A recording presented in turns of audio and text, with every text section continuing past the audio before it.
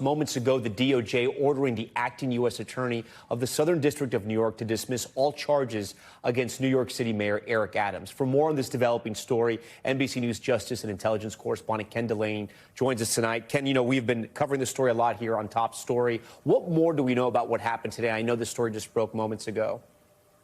Yeah, it really just did break, Tom. A Justice Department official confirming to me that the acting Deputy Attorney General, Emil Bove, who, as you recall, was once Donald Trump's defense lawyer, has ordered the Southern District of New York, the acting U.S. attorney there, to dismiss all charges against the New York Mayor Eric Adams. And I got a sense from this official of what the Justice Department's reasoning was behind this decision, and it's multifold. They are saying that they believe this case was an example of weaponization, meaning that it was unfairly brought for political motive. And they've accused the former U.S. attorney, Damian Williams, of using this case for his own political gain.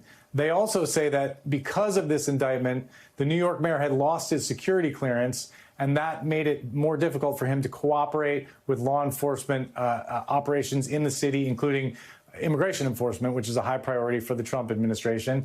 And they say that they assessed that the Adams defense was not given enough time before the imminent trial to deal with all the massive amounts of evidence in the case. So they're ordering this dismissal. Now, the case has not yet been dismissed. That would have to be done through a motion filed by the prosecutors in the Southern District of New York, and a judge would have a chance to review that. And one of the interesting questions is going to be, will those prosecutors carry out this order? Will any of them resign rather than do that? I mean, they no doubt that they believe strongly in this case. There's a lot of evidence. This is a massive bribery and corruption case, not brought lately against a very prominent public figure. But this is also an example of how the Trump Justice Department is unafraid to weigh into these politically fraught cases and take these kinds of actions, Tom. Yeah, and then Ken, remind our viewers what Mayor Adams was facing, the charges he was facing, and then kind of give us the TikTok, right? Because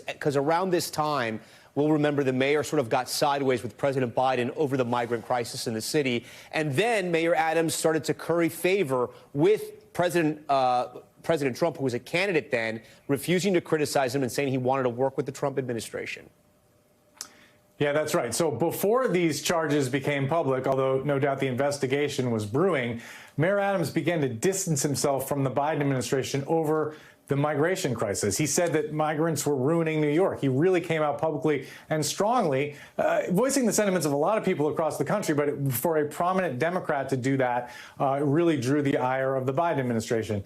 Then you had this corruption case where he was accused of taking favors from the government of Turkey and people associated with Turkey in the form of luxury air travel and other benefits in exchange for, allegedly, for doing favors for Turkey, including forcing the approval of a building, a Turkish-owned building in New York City that the fire department had said was not safe.